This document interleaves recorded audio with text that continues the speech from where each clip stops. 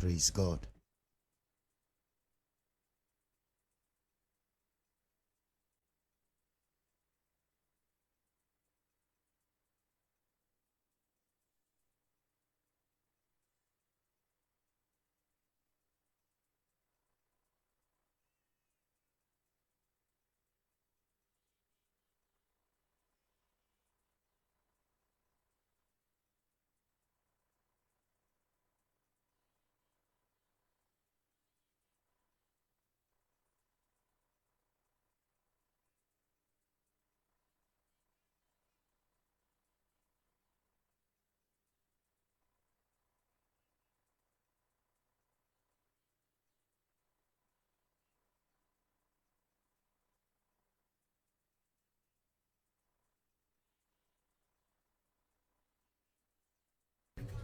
Praise God.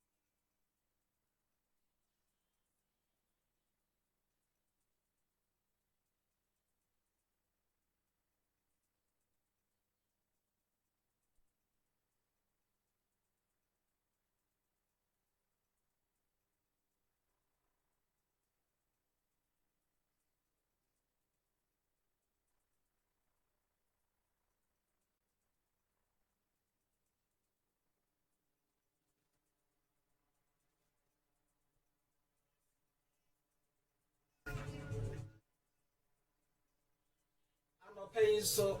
Amen. Odofo e wutie me. Enan so ye da papa odomfo no de adom yen. Sa wadom hu ye mobo aboa ye na tekremada bodwie mu. Ye beda na se. Esan se ni ye mu ye anadoye e wo hoda. Amen. Ebri me pesa wo betwi wa ben. Wa fidie no. Na woni ye nyina abom na ya ma ye Nyankopon no so. Esan se ose na ofata. Yada wasia efata odufue ye yiwaya enkwine efata oh wayiye fi owo wamaye kwenyere enti yada wasia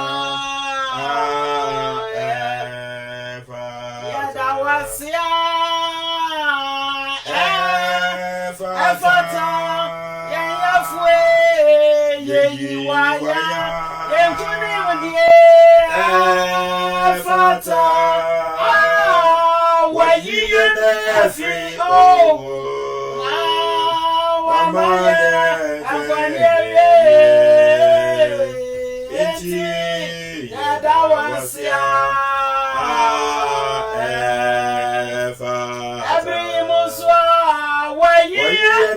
Free oh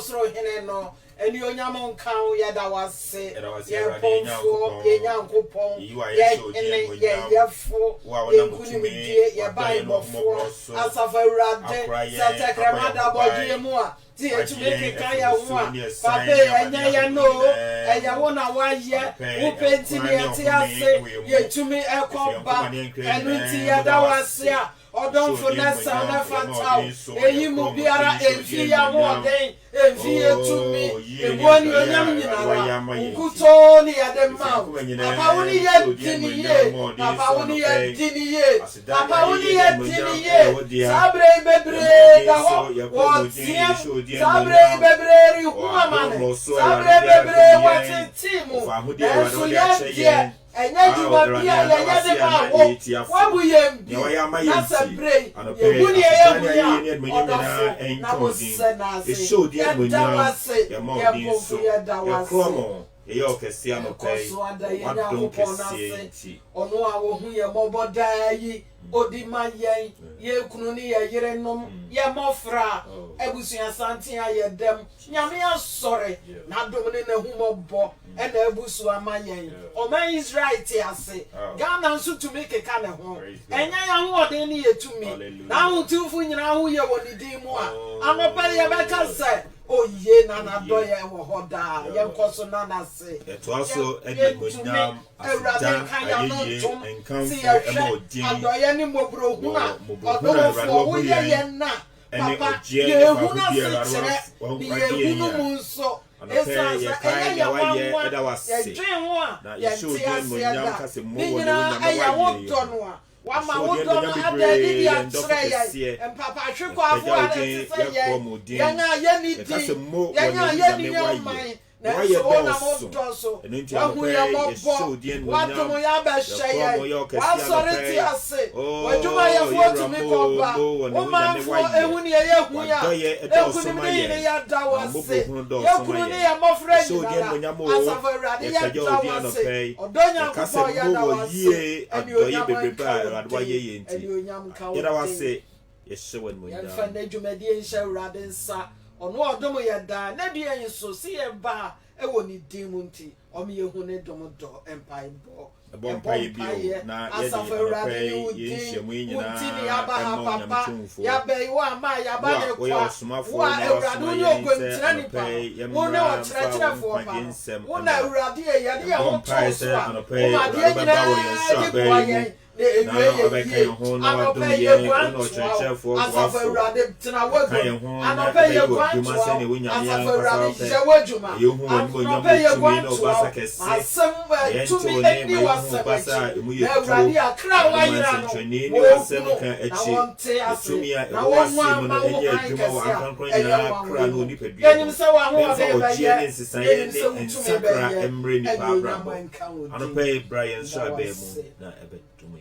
Ebrini doi ye be peja ye nyankopon no na ya hyeni din ani onyam ne ya odo yen ne ya odo yen ne obedo ya kosiase ne ya ne do mu ne hwehwebia ono no wahu ye mobo ono na wagye yen ama yen a ye yen papa hwekwafo enne ya ba fia na osa ye yie osentonton hinana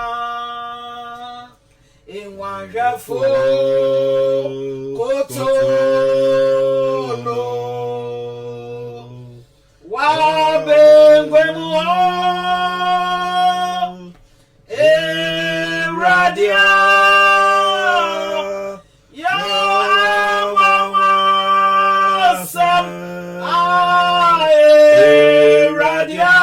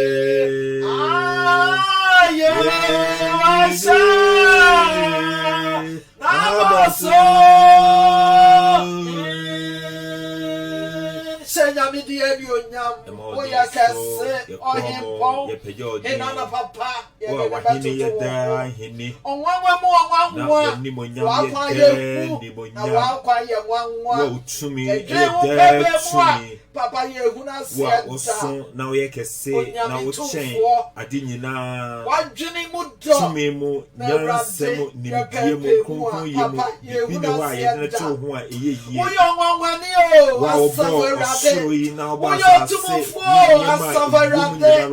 Oye tia se nyame o asaverate.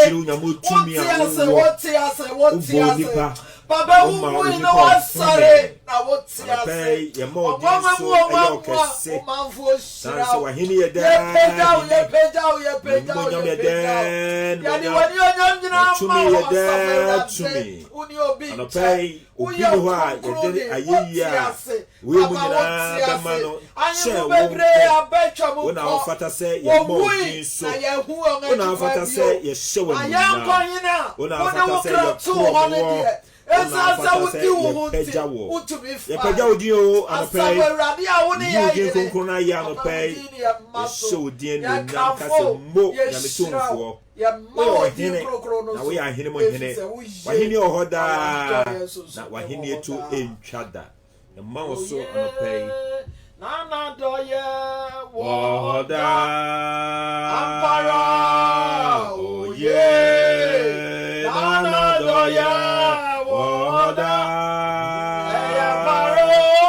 Oh yeah, oh yeah, Yehovah yeah, oh yeah, oh yeah, Nana doye woda. Oh yeah, oh yeah, Yehovah yeah, oh yeah, oh yeah, Nana doye woda. Nana doye woda. Oh yeah, Nana doye woda. Oh yeah, oh yeah, Yehovah yeah, oh yeah, oh yeah, Nana doye woda. Oh yeah, oh yeah, Yehovah yeah, oh yeah, Nana doye woda.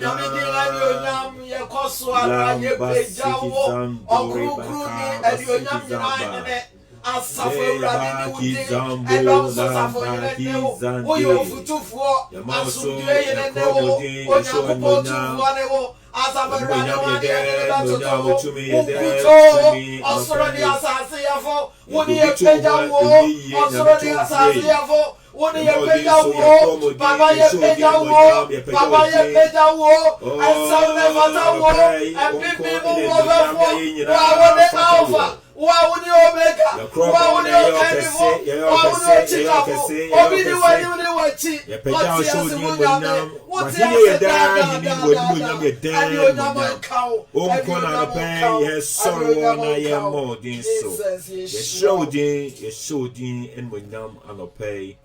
so we can say on corn and your yam so on corn and your yam fatao Jesus when your yam shred oh shred sing oh yeah Jesus when your yam shred shred sing oh yeah oh corn and your yam so oh sign oh corn and your yam fatao Jesus when your yam shred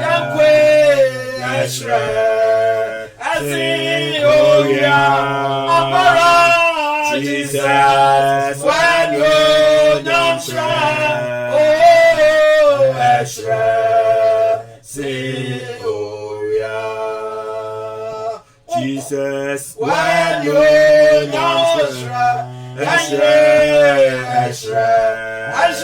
sing oh yeah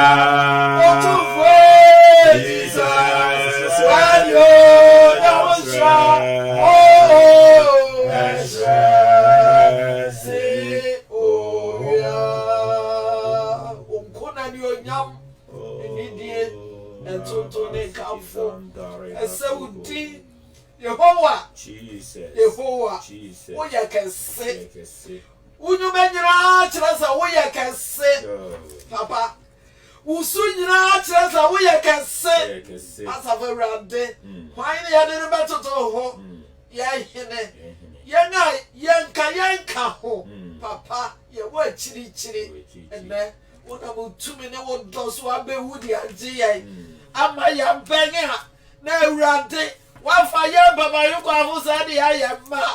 And open Danny, I have someone there. You're not doya, why you baby, you. Your pebble casa, we your rat. Your pebble casa, we your hidden. Wow, be the one, even though be the one cheat. Wow, what you want, go. Now, you were Juma. Every you so, you have quite said. Who bear your chance so, and you say, would you have you jump? I'm a fiancé could be there for a years to demo. Amen. Amen. Amanyame sure bebre wo eniemu what the name ma ya sorry ye ti asefo Nyankopon no e wo sabre. Amen. Amen. Adamfo no ne abusuafo ye to aso de asida e chen so ma ye Nyankopon anopei se wakra yen na ne humobro no ato aso de yen abedu sabre. Enam sa akwa eso beto John baako ahye Nyankopon din enmonyam esanse ofata se ye de enmonyam ene ayeye emane din. Amen. Amen. Onko nenmonyam se onko nenmonyam Father Jesus wenmonyam shre se oh yeah Jesus when no nyam shre si o onko ne no nyam se onko ne no nyam fata o Jesus when no nyam shre si o ya Jesus when no nyam shre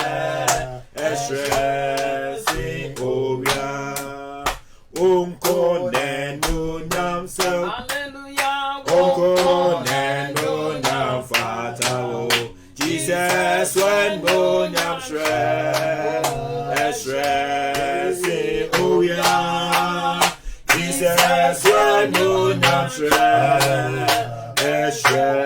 si oya Jesus when no nyam shre sing oh yeah Jesus when no nyam shre sing oh yeah. Amen. Amen. Asidane ayeye enka Nyankopon anopei aye Awurade pɛ sɛ anopɛ yetie Awurade nkwaje ensem ebi a wo bia no yato yensa fro sɛ twebe wa fidie na ebre wakoma ne wadwen nyina ase sɛ wo twere dia wo Bible a wo bepagya bra ensempe kosu wo betwere bibi na wo de asie sɛ bibi saa so ne ho abetwere ensem nyina egu wakoma mu na migire se ensempe enko awieye no na waye nshira kese ewo ye ne Awurade Yesu Kristo din mu. Amen. Amen. Amen. Anopei no aso ye Nyankopon ani se Awurade nam ye nsomafo a ono na ohwe Israel men nyina Church of Pentecost eso eye ye nsomafo Raymond Ode ono na anopei Awurade asiesie enkwaje ensemo a ode ebreye obe ye nyina ye mum yenka amen kese pa nche Awurade din enmunya. Amen. Amen. Praise the Lord. Hallelujah. Mse no pay nyame adom tie nyina ye hu ye wo Yesu mu. Amen. Ye mu nyina nso Shabbat Shalom. Amen. Amen. Amen. Yada mpanifo nso asese enkanka Elder Chanjumo ene Dickness Felicia Basemenu a radio dwuma yi no udimu mensem udimu mpanyin Akotin. Udimu akotin. Yeah.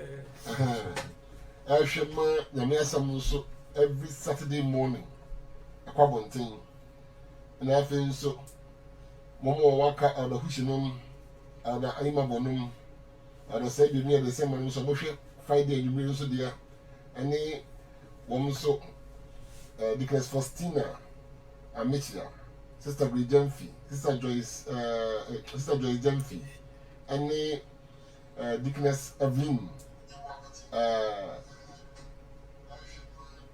Nicholas Evelyn Owusu and have a sister part Binding. Woman Saturday Friday in media no. The Miss Amen. I'm Sababu Sumin, your Bobby Chin and Yasamoha. And I saw a radiant say, and now so would you quite my dear better. But so many of the Yasamoha channel, and they said, you're quite you know. Bako a so na trano. And no the course say you, the people will be name. The Bako so a year of prank to a here. And no Kakra be name, and no other call down. And the Sadiciano and the American say about Twasso. Then on Twasso no Panibus for us, sorry, you didn't ask what you're just to do. I see, yes, Christo, the Maya Tossu, you a tomb. Say yes, or some you. So I said, now in the sunshine and say, Afi, you did say, who sorry, I'm all 1 year Christopher. Say, who are sorry, walk or dance him, and I doubt him. And I want to hear Christopher so years to dear, Yame, and I'm the Mudadisha so at all. Mudadisha used to she good and what year to say any woman. Our buy I can my man. Once about call or saw him me, and then I go for a Canada. Amen. Sir, and I did. Into I'm a pay no, you're married a mere summer. Your child was sorry. I can say next life. Look at some fun, and as someone say, look at your mind. It is here. You move a dunkuno. Could see the Sabbath. You must say, I'm a Mammy Felicia. I can kind am I. Me can kind as a panosania look at your own mind. A tea dunsia, and teach a mudun crown.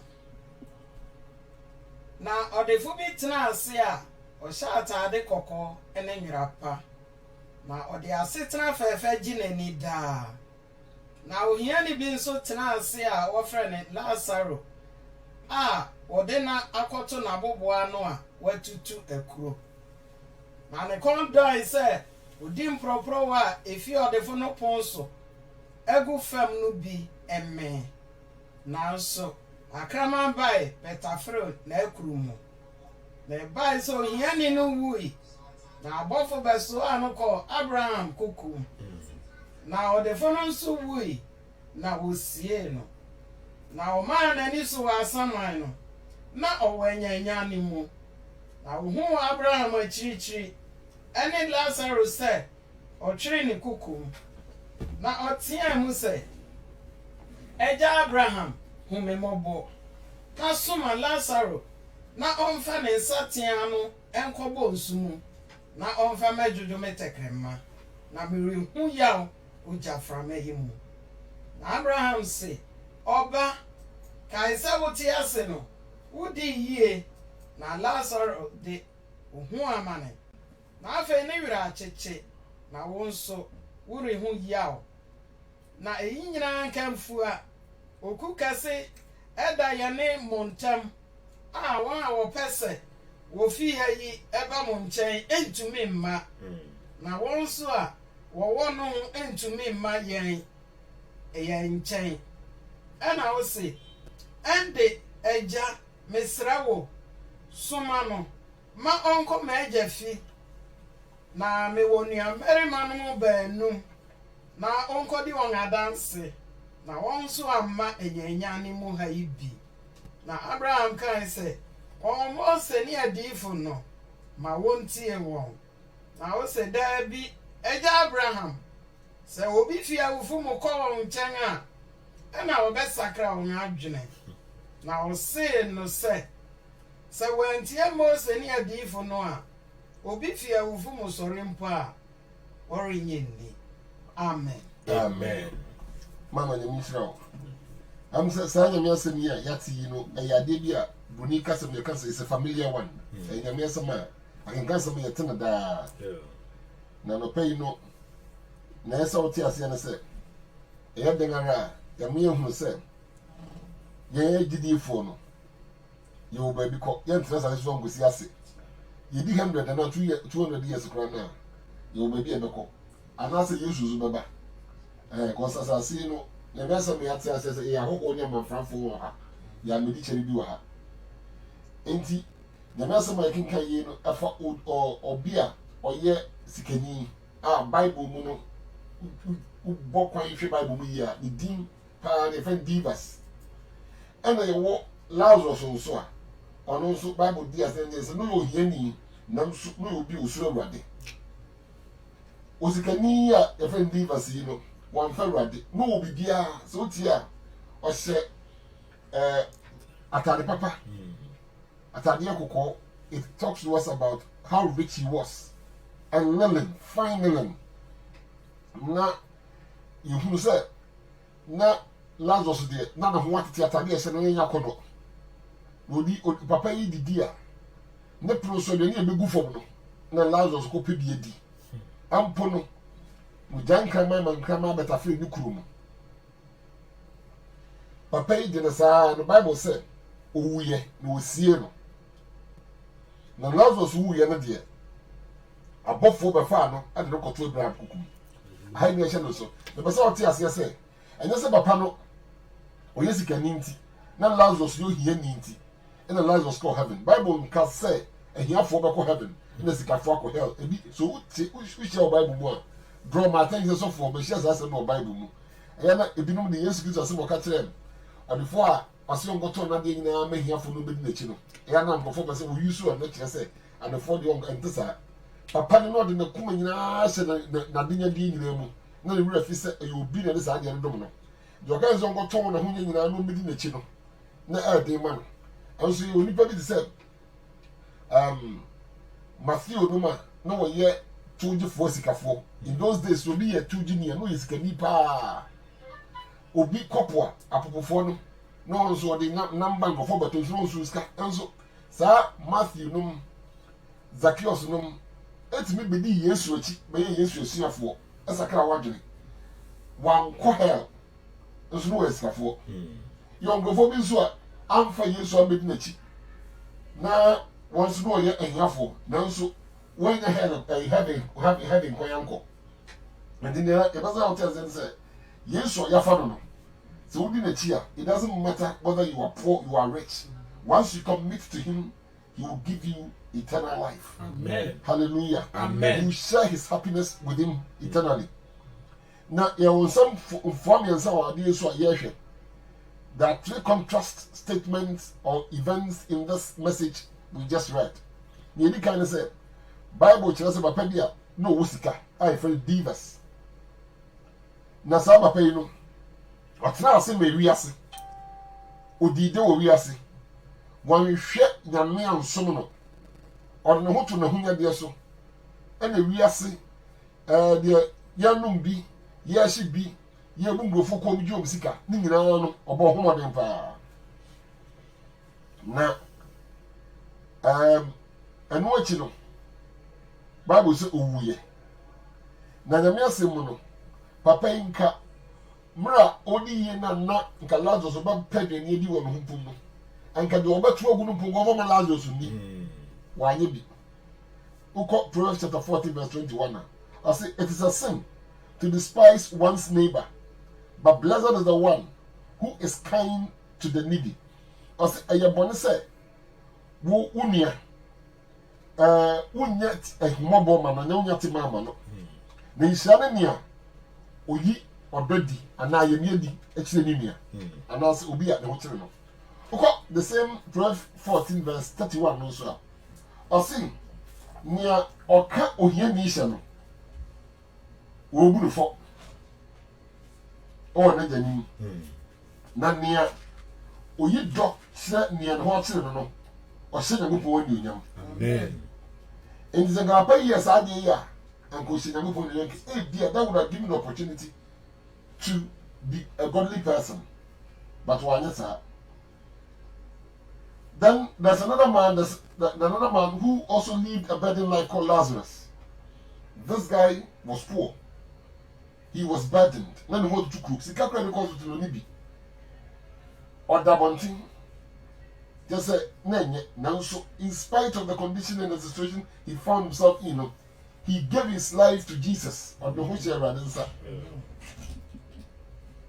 Now, he made a conscious decision, said, in spite of what he was going through, no, Obarisha the Pomfo and son of the Bonina Bing.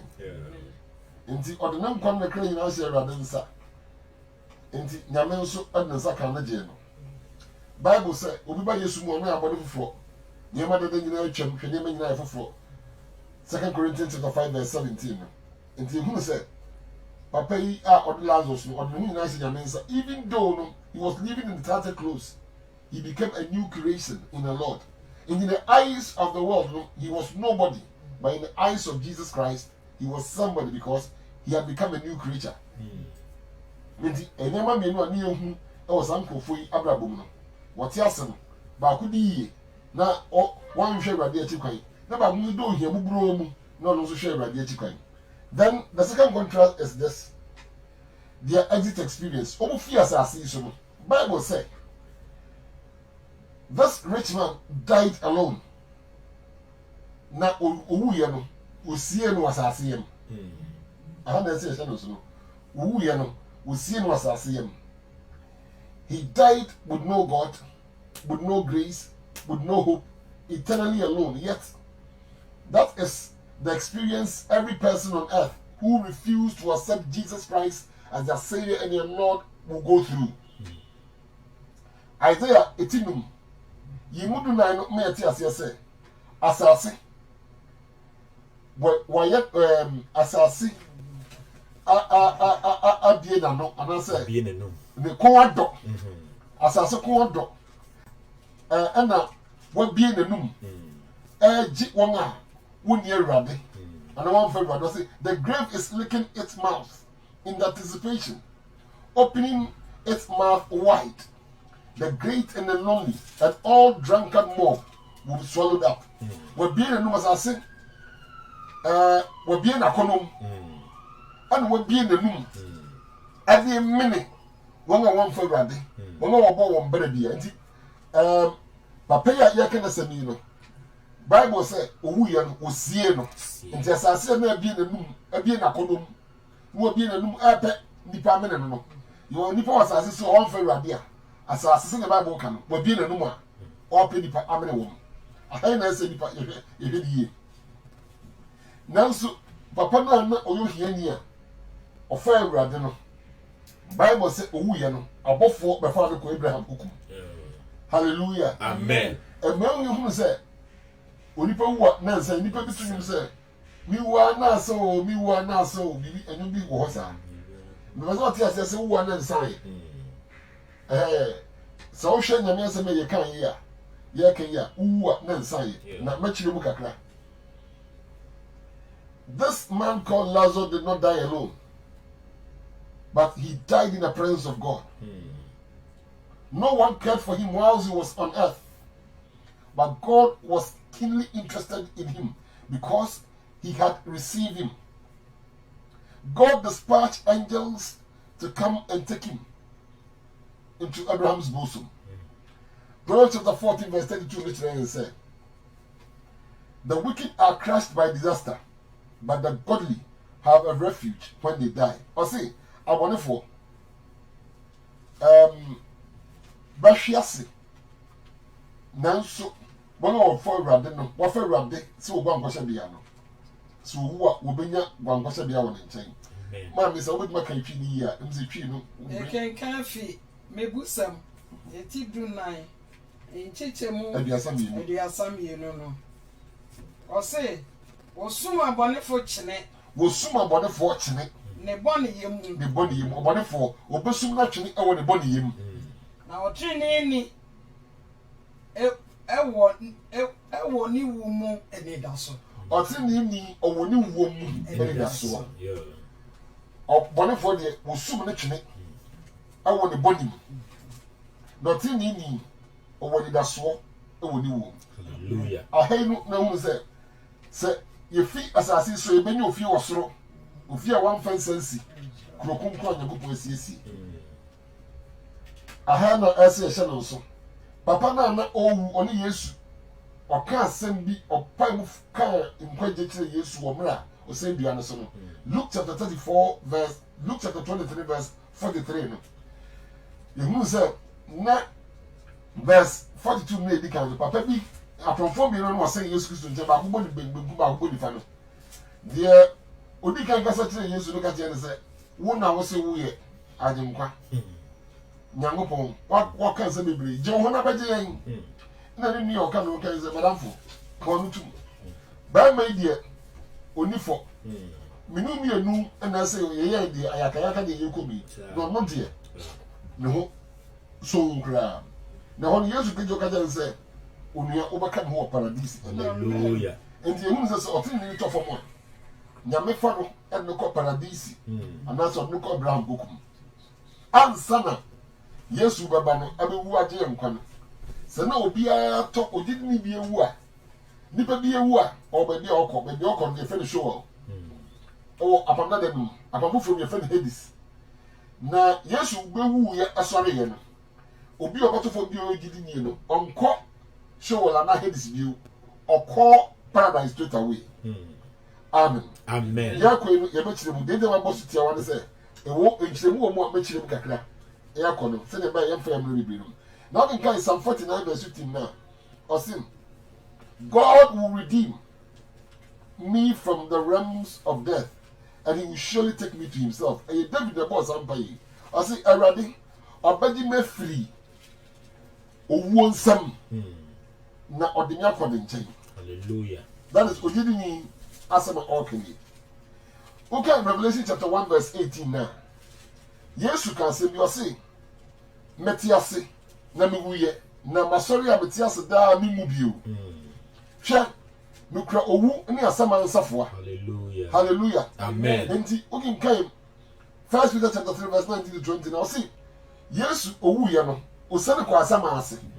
No ko ye no ana okoji tumi safoa na gita obronsam no ana osane agidifo a na watu won putie no osane won nyina ahumum ana ofa won ko de nchen.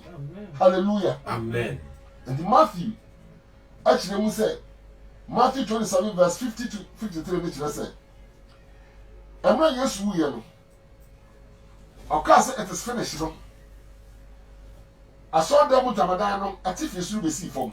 Amen. Afi asase wo so ye enti ama abo papa ye enti ewufo no wo no ya gidifo no wonyane wo wonam no ade ya won se wan sori amabonten na mom da to so na Yesu Kristo sori ye no woni nyina sori ye e bo ba akrom bi o ho be kire wo busiafo ti wo ho na una na dia wo twem ko oba ya wo se ko amemi ni wo abetia wo no wo be kire ya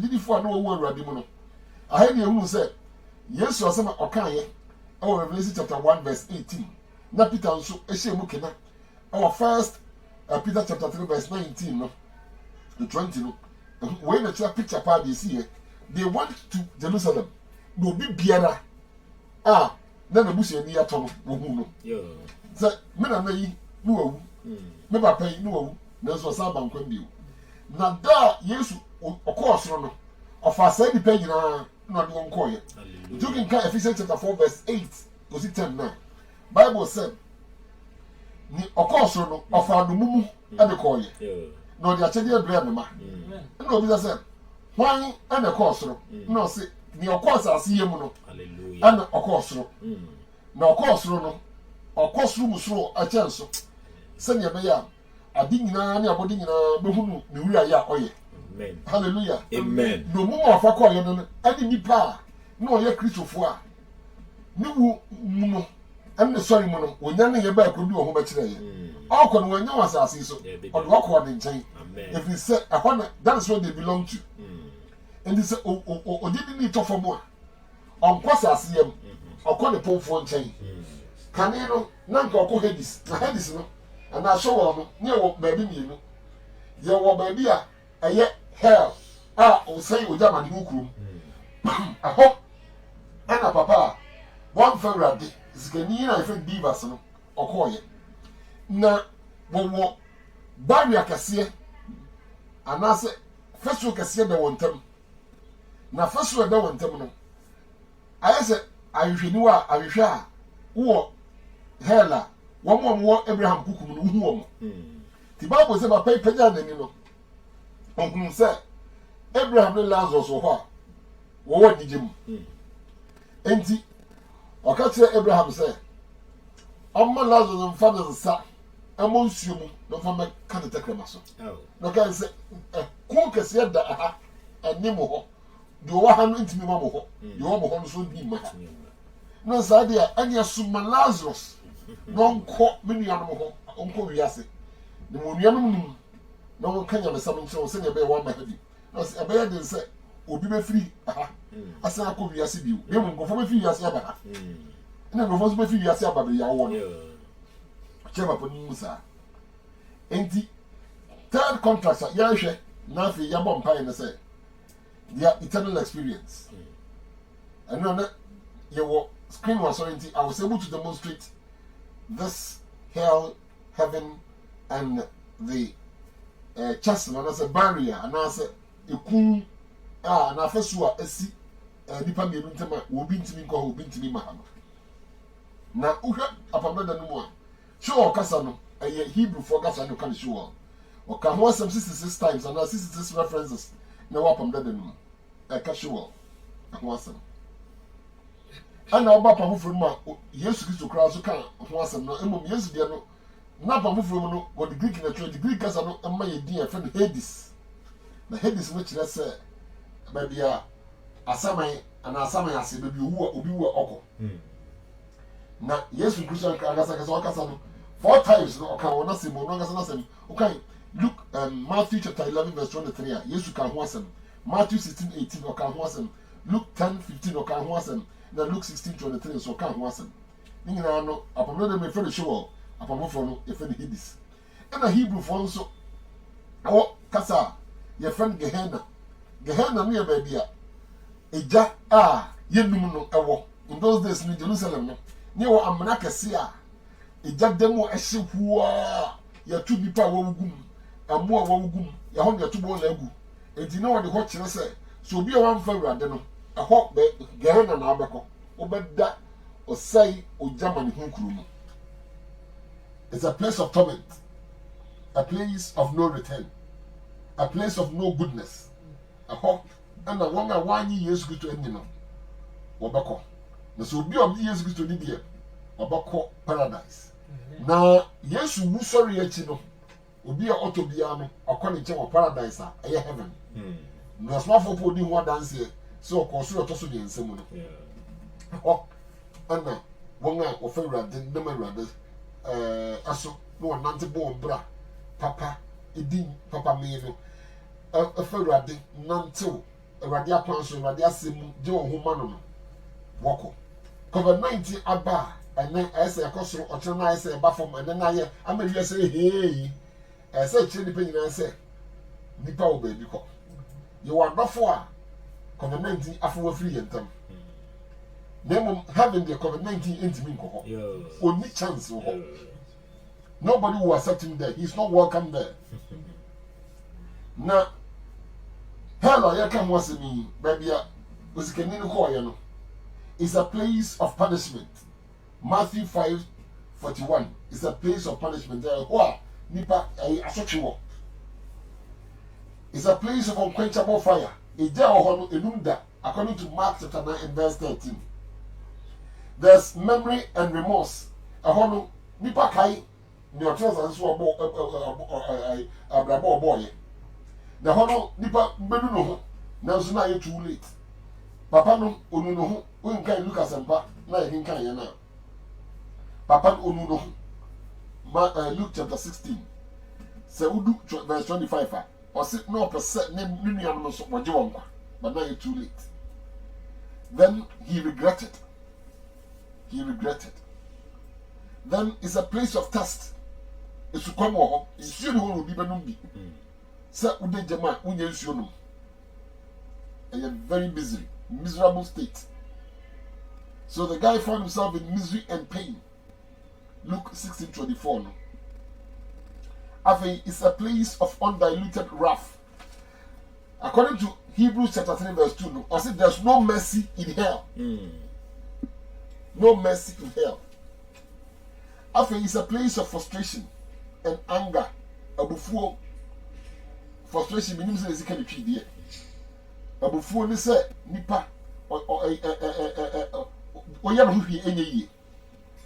Matthew 13 and verse 42. After is a place of eternal separation. 2 Thessalonians chapter 1 verse 8 and 9 say, "Sir is an eternal separation." There's a wonku and a wobre obi mrebi mo. Now, there are many people who think that heaven and hell they are just symbols. But I want to tell you that they are not symbols, they are reality. Heaven is real and hell is real, according to scripture. Papa na offer nyame no Lazarus die onya dankwa nti nyame asem yehunu se emra na osikani no ebre no emra na divas ebre no wan fa urade nti obre no na Lazarus die ogina home e wa Abraham buku. Hallelujah. He had ceased from being burden to people, and he was free from diseases, free from poverty, free from pain, free from frustration, free from anger. Or what's as is when he and not just so good as when you go heaven. No. But on the offer ready. In the prayer, yes, over ready. Amen. It shouldn't be too late for you. And I am quite the mount, and I don't mount. This is the day of favor and salvation. And if you make it a point that you go with the Lord, He will indeed save you. Amen. The rich man found peace. And the poor man, Lazarus, found peace. The rich man did not have peace. He suffered in pain and in agony. While Lazarus was resting in the bosom of Abraham. Surely, hell awaits for everybody who rejects Jesus as their Savior and their Lord. And heaven awaits for those who profess faith in Christ Jesus. Heaven is a place free from cares of this world. Bible says, "Above pay anyone who is doing na a honor, or ni ho, or soon ni ho, suture ni ho, yaw ni ho, near mother than all the former things have passed away." Obeshim yang Mulunku yimu akoyanga jante wasoro ono yakoma bato yayem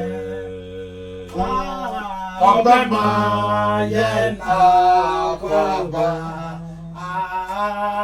yakoma bato yayem obema yena kwaba. Hallelujah. Obeshiyen afa mulunku yimo akoyene jante wasoro ono yakoma beto oyeye Amara obema yena kwaba yakoma beto oyeye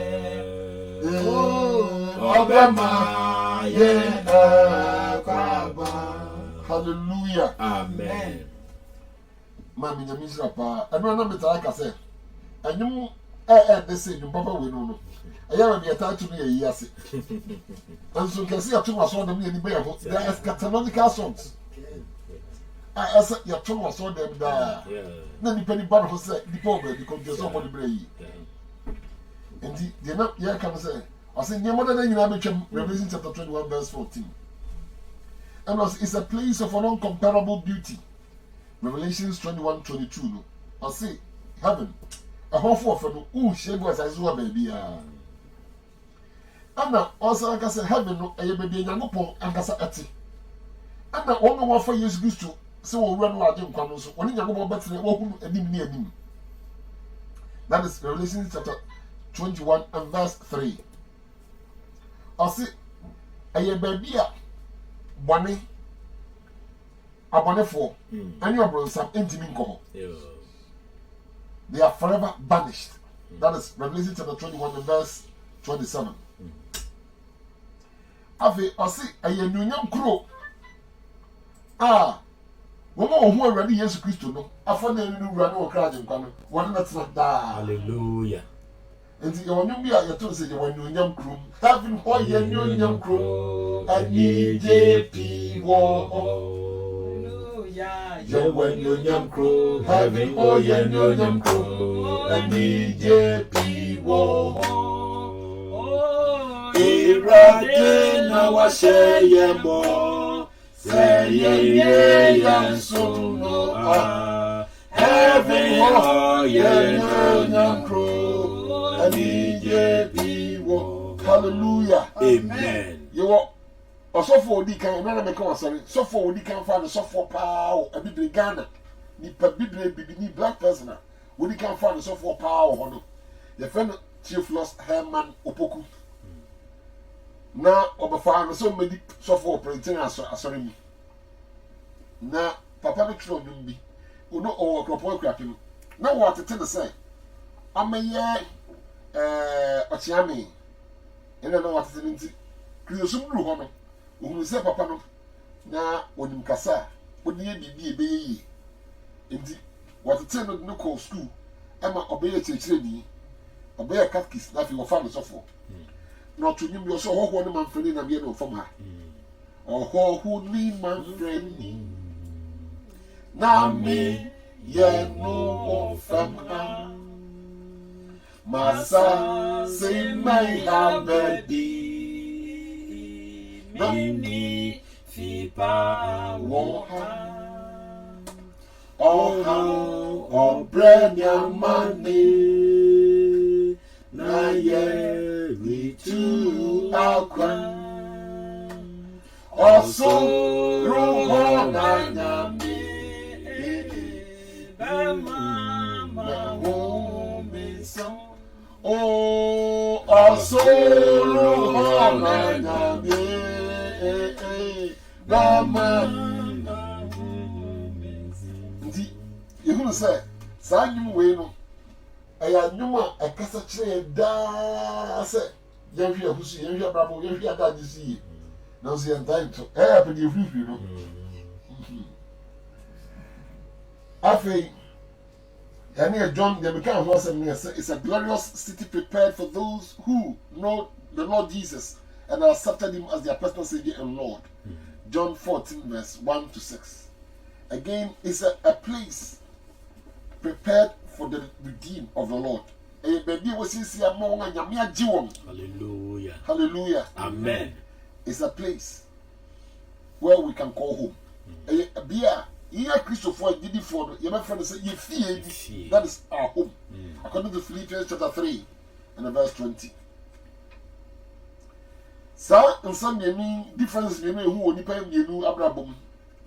As I say, so, or try the one for the one member or born a brother who told me who had so, maybe you copy, and you don't know who member maybe you copy, and you know before them. Say, for years, because you know, crowd and choir.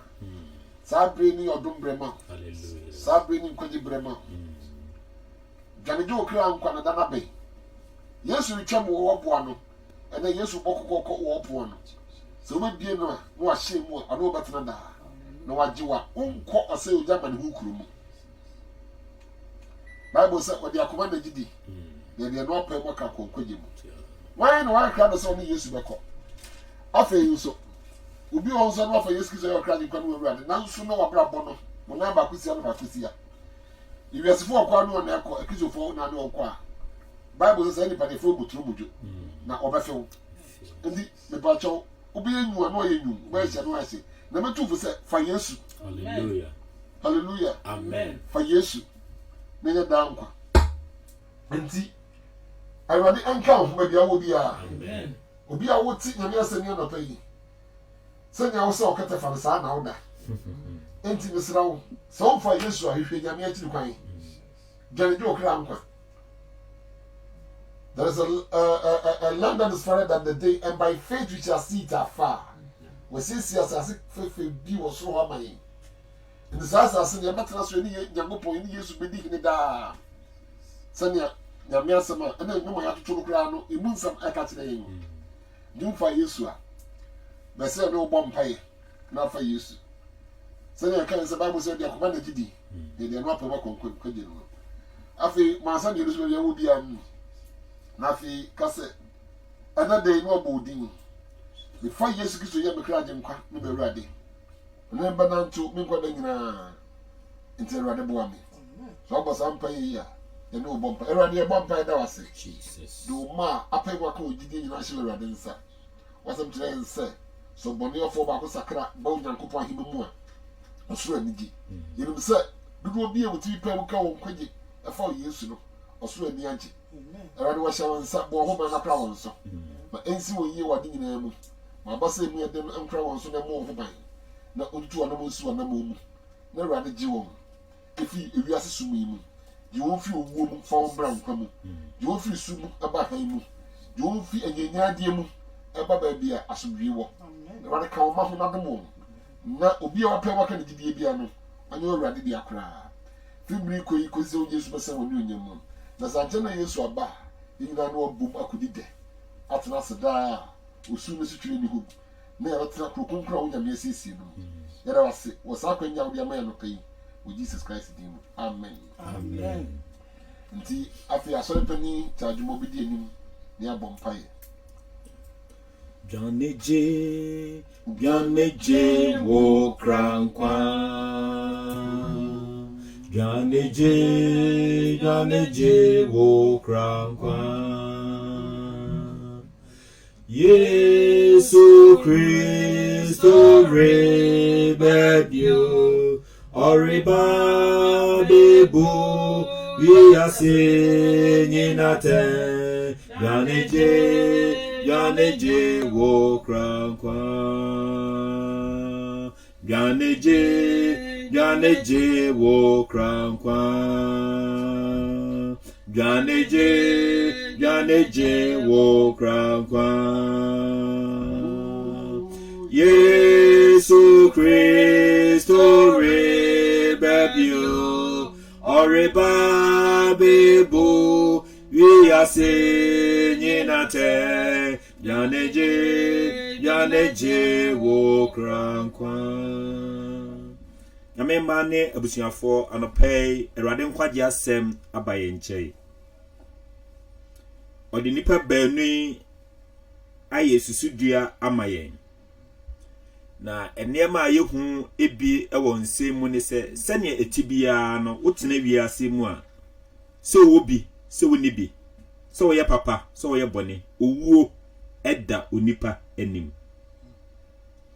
Ne atoso mienu ene se owuo achi no se bibie ne hode a ene nanka ye mo ye mbra se ne ayepe na owuo achi no atembuo ewo ho emenipa na eni ho ma nipa tenene enko ne ene eni ho ma nipa bonefo obi abebu aten senia ne nyuma etie ne ehu bio ne se odefo ohiani o bibie nipa wo bia ne beja ne wiase mu akọ se saa ne man ewo ho mayen dia ene na esese ye sacha ya dwen na ye ye na Awurade Yesu Kristo edi na ye hwese ye bebo nyuma pa ehumodin owiase na enam saa ye nso bema yetumi akopie baabia ejo Nyankopon asiesie ama na hochefo a eye dan ni monyam dan hyirada asomdue bia ahometie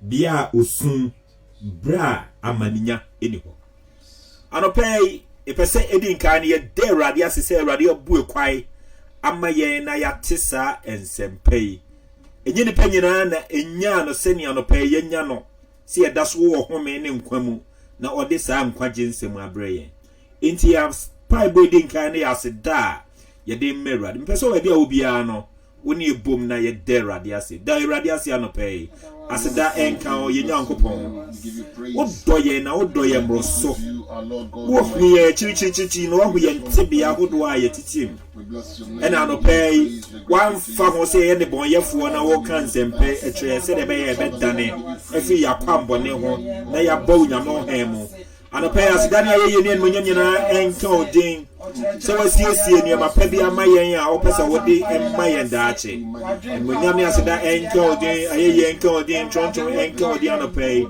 you so odin munyam ya okase yewura dofo papa pese ye besei na pese ye ko dead munyam ekrumu munyam ya seda ni ayeye nyina enke odin anopai you so odin munyam kanfo Eyo kese ya maudin so awo irade ya da wase woni wunyame wunam adom so ode yen abeduni e so din munyam se anopai utie nsemu eyi a wiase emutena no abrabo aye bobia eno na be kire ba bi adaache ye betena anopai se obo obeyi a ene daache ubetena owu a Yesu enchei na se obo bra se ne wiase epe wiase akono wiase asitene mu ahowo a emu anigye na afa okrade a ene da won obonsam betena oja wasiesie ama obonsam no emu bia ye bra ahomete sutwire ewo na anopei enke empaye ne se enka obeyi se obetena adwo nyankopon enche da amen Anapay empaye bio ne se ye kita yem biara eye yem bone ye efiri awusumu ye yafa ye nemu a enye ye bejemu atoho na yahwehwe ogefo bofo no enche kwai menu mienu bompa ye se ewari anopay boa me mmire ye ne mesinto ne me bone ni enfere se obebi wa no aka obebi a obi ase ewari me bone ni memfunsuo ne me jemu ma wa anopay eto asenu na se jeme na efa me ye obabio bi ono ne bompa ye bi ono ne bompa ye elare ano pa ye gira wanim e bompa ye na ye de mre ye ne esinto ono ye bone ne mfonso nyina ebutu nyamo anim elare butu asenio ya se ano pa ye show erade se bone betimi de ye akọ seye mu na ebre bi ba ye di osutire eni osu ba hwehwe ono se ye nyawo a elare ye bompa ye se ano pa elare do nsa be kan ye Wabreyi biara ekita ye sinto biara ekita boni biara ashe ye kro ye komaso elade de ye fa na wusuo mu ye yafa ni wiase mu erade ye ni endi agro ewo wiase mu kona makono asetemu hohoa eniwa de erade ne eba ye mu a ema ye nante se ne wunya mope ye bompa ye se erade ye de mfunso ne boni nyina ba se ne yase anope erade gware ye na ye mfufuro anope Erade anope gware na yi mfufuro siesie ye erade siesie ye erade anope siesie ye erade siesie ye ye ji ahutum sie ye ade boyefo anope wo nyamo anim na unko ena unna mu boga so da hohoro ya ko ama ye seso chirema anope awurade se asamai abue na numu tetere na oje nyama ya akono ni ona osai awurade ni anope ye bompa se awurade anope be hwimi ye afi ochemu awurade hwimi ye na fa won se eto ye na akoma so awurade boa ye yempa ye bio a ye bone se awurade ma ye ntimi nante nipemu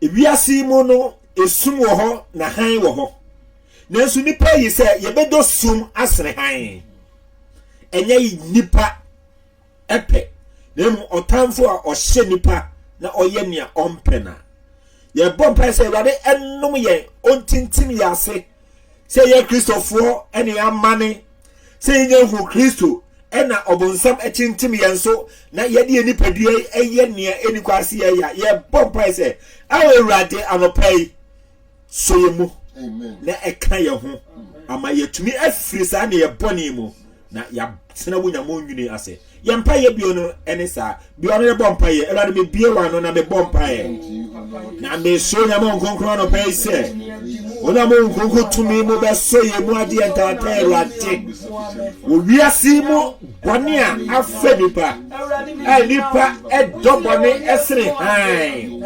Awurade ya mane akodi okwan kesie no na okwan yehia ne de mu fa ya tinti ye bese ya befa Ewurade me bompa ya no place. Ewurade se ye be hiri wiase mu ne me nyina. Na dabi ye be kore de jadia. Ene na Ewurade tum ye na eboa ye. Ewurade hihye ye ne tintini ase. Ama yetumi nante unyamu pemu. Ya nante ye mpe. Ya ya honam akono kire ye. Ya ya dwen kire ye. Ya yesusu ye kire ye. Ne wo ya nante nye unyame wo pe. Ama ye nyamu dem unyamu ekuru. Tata Efrise Olam Somesana Tata Efrise Olam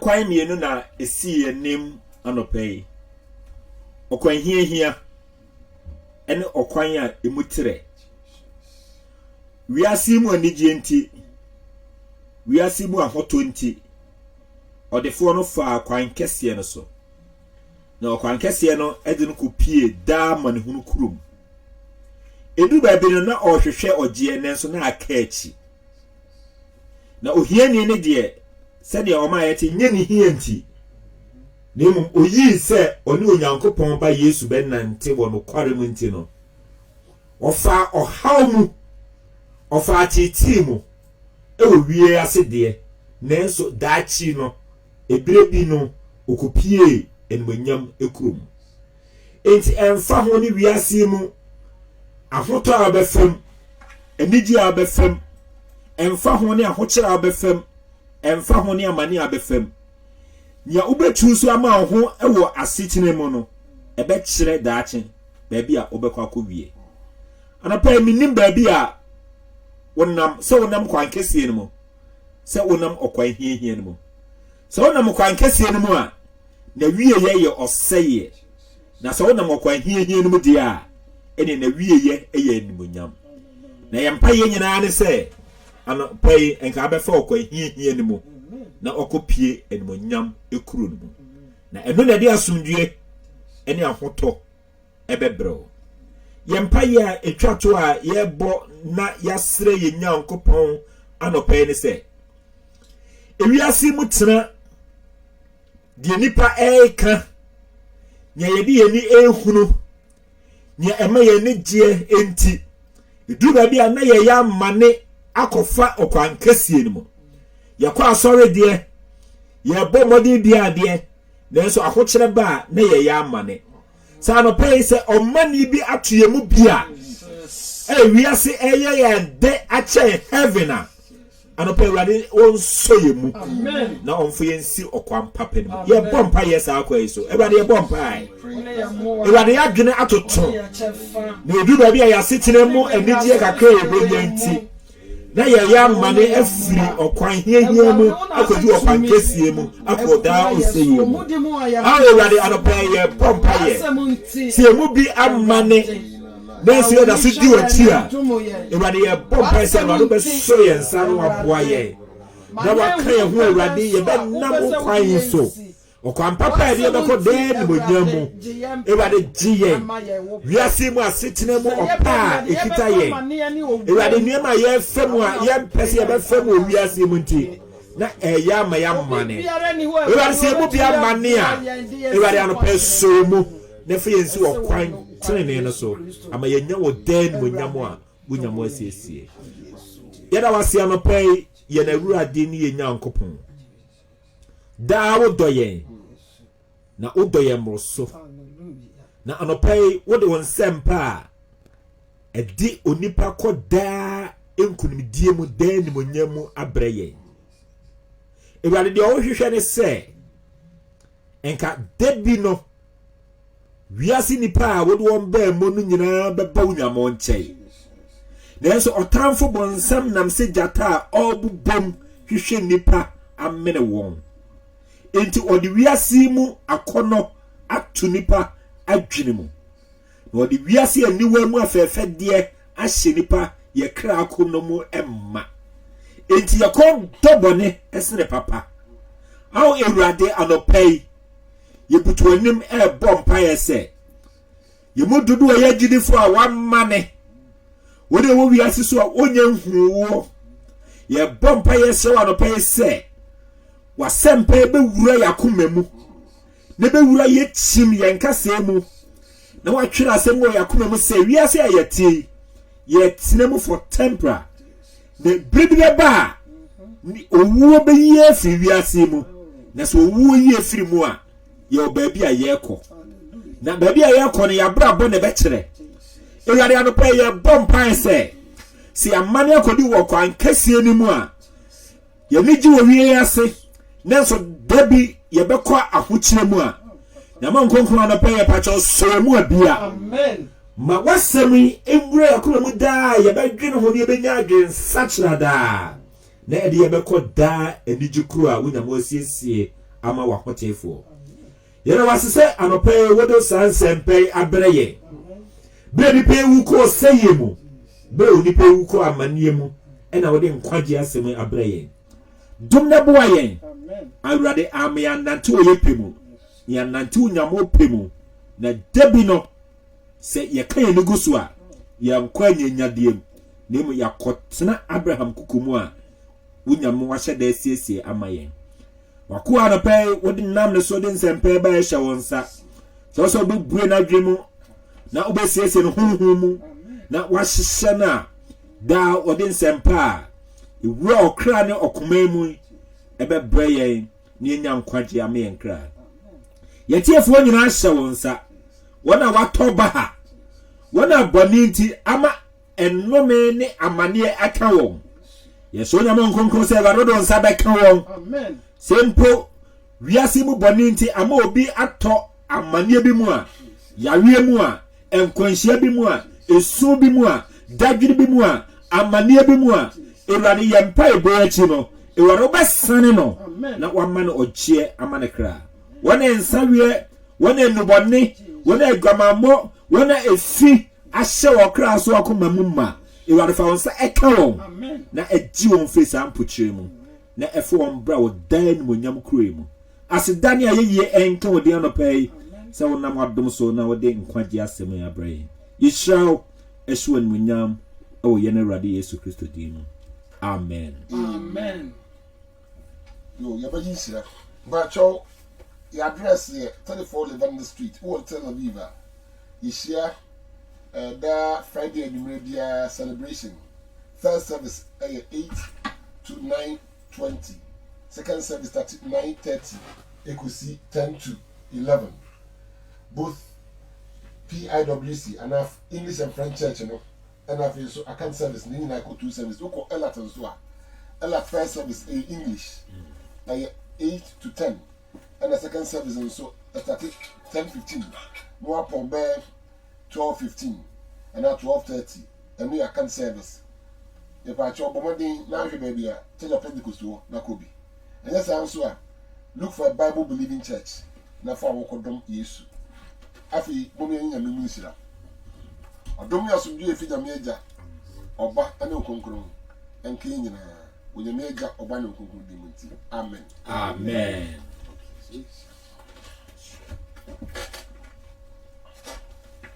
so if you are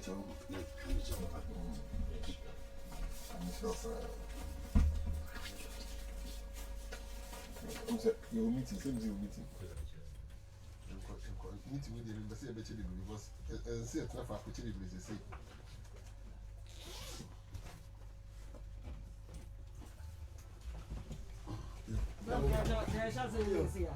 12. And I was a coffee round. China Roba and Dimitri, I even had to not walk away 30 minutes. By about 2 o'clock, the weapon apple. 6 to 12. This is the coffee.